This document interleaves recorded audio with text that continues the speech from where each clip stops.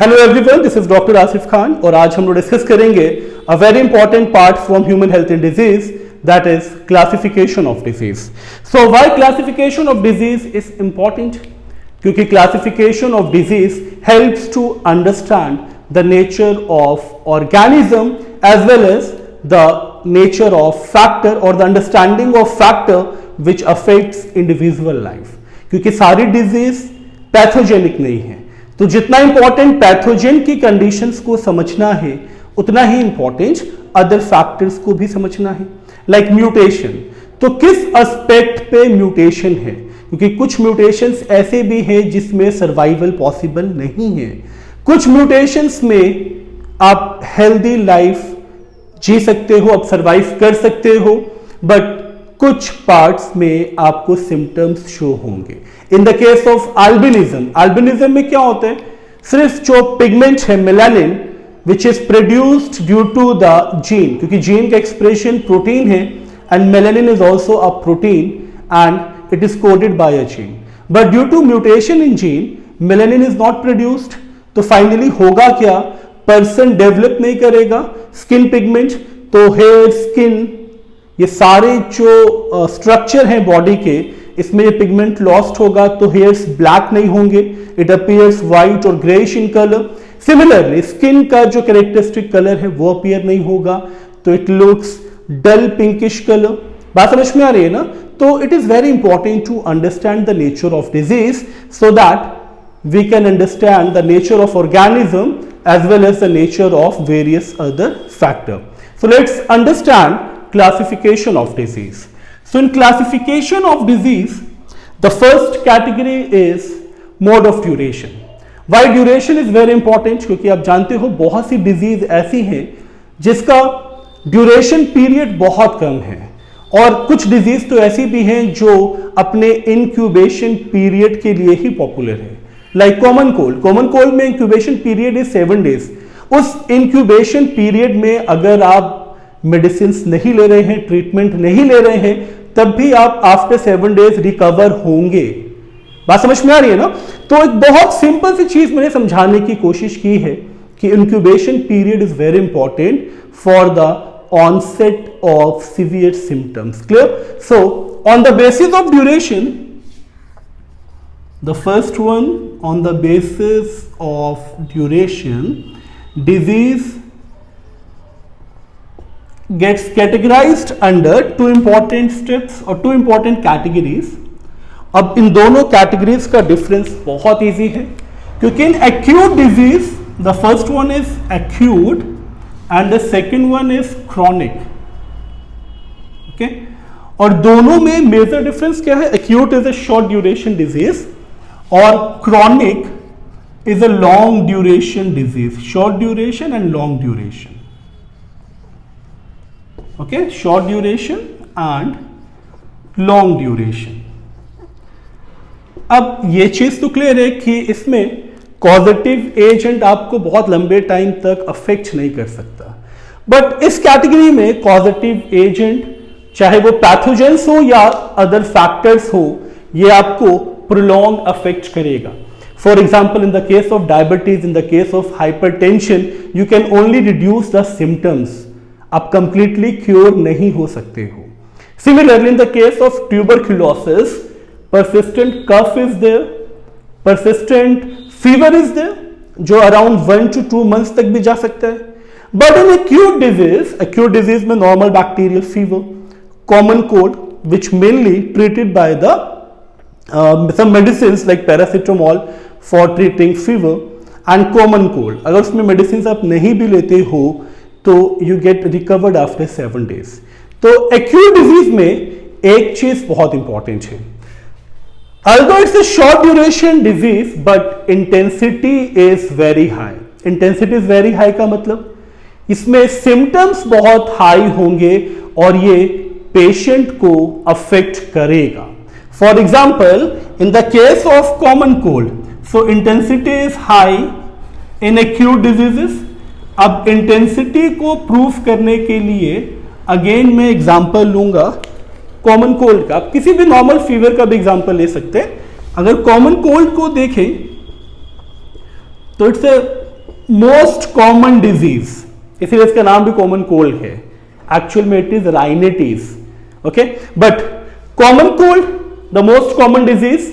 और इस डिजीज में एक चीज तो आपको पता है ना, if you get affected by common cold, अगर आपको कॉमन कोल्ड हुआ है तो सिम्टम्स कितने हाई होंगे, इंटेंसिटी कितनी हाई होगी, इस चीज का अंदाजा इससे ही लगाया जा सकता है कि पर्सन रेगुलरली स्नीजिंग करता है, स्नीजिंग के साथ coughing, and sneezing and coughing को भी छोड़ दिया जाए कि ये तो कॉमन सिम्टम्स हैं, watering of eyes, running of nose, ये सारे सिम्टम्स पर्सन को इवन आईज ओपन करने में भी डिफिकल्टी डेवलप करता है। Person feels difficulty in walk, sorry in talk, not walk, in talk, communications में भी डिफिकल्टी आती है क्योंकि ड्राइनेस रहती है थ्रॉट में, due to persistent coughing dryness भी आ जाती है क्योंकि इसके बाद का जो सिम्टम्स है वो ड्राइनेस है इन द थ्रॉट। बात समझ में आ रही है ना? तो इंटेंसिटी कितना हाई है, regular sneezing, regular coughing, but still ये 6 to 7 डेज के बाद, मतलब मैक्सिमम 7 डेज के बाद ये ऑटोमेटिकली ठीक हो जाती है। तो एक्यूट डिजीज में इंटेंसिटी बहुत हाई होगी। बात समझ में आ रही है ना? तो कॉमन कोल्ड में ये बहुत सिंपल सा एक्सप्लेनेशन था जो इस डिजीज को समझने में बहुत हेल्पफुल है। But in the chronic condition में चलिए ट्यूबरक्लोसिस को डिस्कस करते हैं। ट्यूबरक्लोसिस में it is caused by mycobacterium tuberculi, it's a bacteria, और अगर ये बैक्टीरिया एंटर हुआ ना आपकी बॉडी में तो परसिस्टेंट कफ तो रहने वाला है 1 मंथ तक, उससे ज्यादा भी हो सकता है, बट अप्रॉक्स 1 मंथ तक परसिस्टेंट कफ रहेगा। नंबर 2, फीवर में भी चेंजेस आता है। चेंजेस क्या आता है? जब नाइट होगी, जब आप स्लीप के लिए जाओगे, फीवर एकदम से हाई होगा, डे टाइम में फीवर लो हो जाएगा, फिर हाई होगा, फिर लो होगा, इट मींस परसिस्टेंट फीवर रहेगा। Similarly in the case of diabetes में क्या होता है? डायबिटीज तो क्रॉनिक डिजीज है, वो तो क्यूरेबल ही नहीं है। तो डायबिटीज के केसेस में आप जानते हैं ना, सिर्फ you have to control the level of sugar, but you can't completely cure from the disease. और अगर शुगर लेवल हाई होगा तो person feel so much difficulty in their regular routine. बात समझ में आ रही है ना? तो इंटेंसिटी इस डिजीज का हाई है, बट क्रॉनिक में इंटेंसिटी लो है, और मैं बहुत सिंपली कहूं तो it act as a slow poison. अगर आपने इसे इग्नोर किया, इस कंडीशन को इग्नोर किया, लाइक कैंसर अगर इनिशियल स्टेज पे आप कैच कर लेते हो, डिजीज के सिम्टम्स को समझ लेते हो, इग्नोर नहीं करते हो, तो ये लास्ट स्टेज तक पहुंचेगा ही नहीं, विच इज इनक्यूरेबल। बात समझ में आ रही है ना? तो ये धीरे धीरे बॉडी को डैमेज करता है, बट यहां पे इंटेंसिटी हाई है, 5 to 6 days 7 डेज तक मैक्सिमम अफेक्ट करेगा बॉडी को, उसके बाद सारी कंडीशंस नॉर्मल हो जाएंगे। यहां ऐसा नहीं होगा क्योंकि इंटेंसिटी हाई है। ओके, तो intensity of the disease is high. So you can take example of tuberculosis, cancer, diabetes, number of examples are there. Okay, so first category to clear on the basis of duration. Second category on the basis of spread. On the basis of spread में एक चीज आपको ध्यान रखनी है, ये चीज हम लोग पहले भी डिस्कस कर चुके हैं in the first lecture. तो basis of spread का मतलब समझ में आ गया ना? वो डिजीज जो इन्फेक्शियस पर्सन से हेल्दी पर्सन में ट्रांसमिट होगा बाय द वेरियस मीन का मतलब by contaminated food and water, by air, by vehicle का मतलब बाय वेक्टर्स भी है, बाय शेयरिंग ऑफ आर्टिकल्स भी है। तो यहां पे जो बेसिस ऑफ स्प्रेड है, इसमें सिर्फ 2 कंडीशंस हम लेके चलेंगे। The first one is communicable. तो कम्युनिकेबल का मतलब हो गया which can be spread from infected to the healthy person, and non-communicable means वो diseases जो spread नहीं होगा from infected to healthy person. तो communicable spread from infected to healthy person.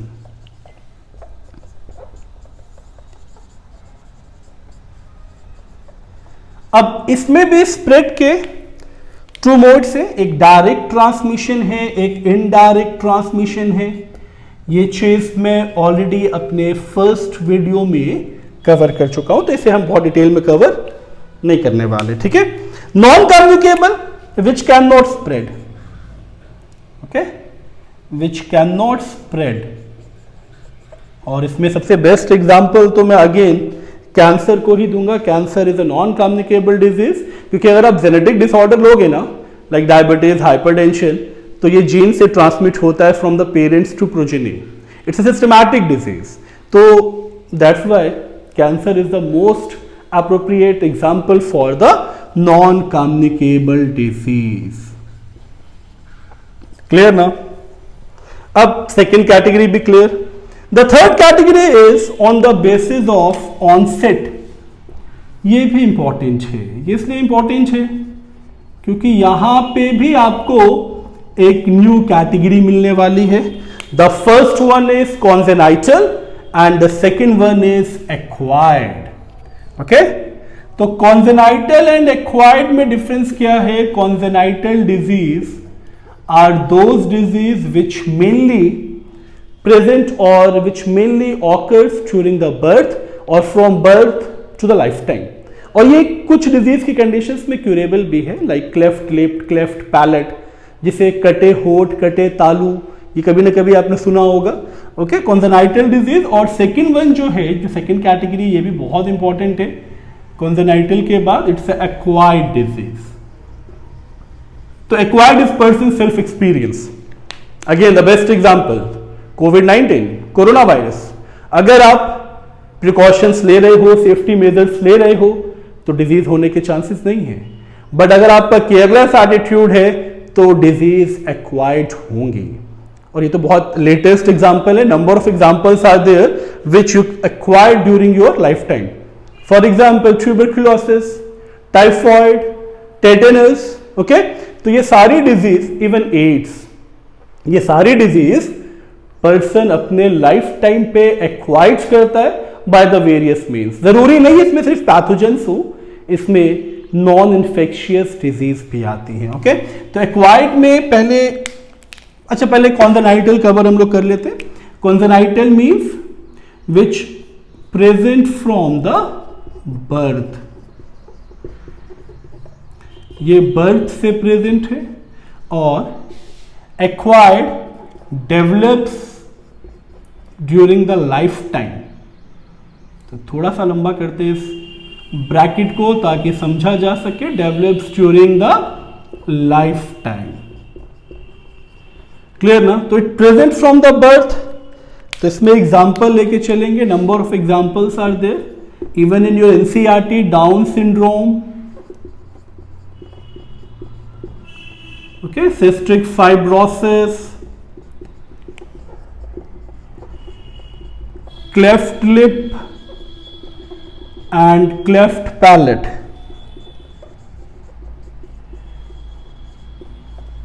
These are the category from congenital disease. Acquired में भी two categories are there. मैं यहां show कर रहा हूं इसको। The first one is, अच्छा इसे किसी और मार्केट से शो करें, अदरवाइज आप लोग कंफ्यूज्ड हो जाओगे। The first one is infectious disease and the second one is non-infectious disease. Non-infectious disease also develops due to certain habits. Like alcoholism, it develops fatty liver syndrome. Okay, similarly tobacco smoking, it develops cancer. तो non-infectious disease. Clear ना? अब fourth category जो आपकी NCERT की सबसे major category है, बहुत simple सी category दी है एनसीईआरटी ने, on the basis of causative agent. अब कॉजेटिव एजेंट के बेसिस में ही आपको ये पूरा चैप्टर भी कवर करना है।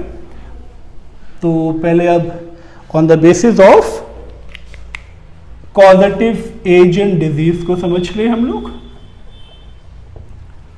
तो on the basis of causative agent NCERT ने इस डिजीज को कैटेगराइज्ड किया है under bacterial disease, which is caused by bacteria, viral disease caused by viruses, fungal disease caused by fungus, protozoan disease caused by protozoa। ये सारी categories हम लोग पढ़ने वाले हैं इस चैप्टर के कंटिन्यूएशन में, okay. And helminthic disease caused by worms, okay।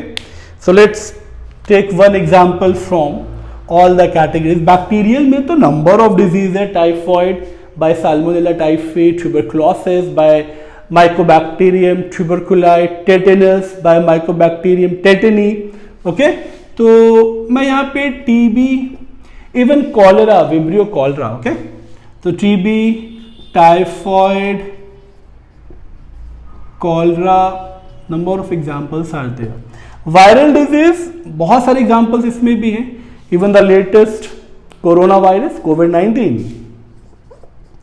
Start तो मैं यहीं से करूंगा, फिर the most popular AIDS, hepatitis, okay, and even common cold को कैसे छोड़ा जा सकता है, ये सारी डिजीज हम लोग पढ़ेंगे, ओके।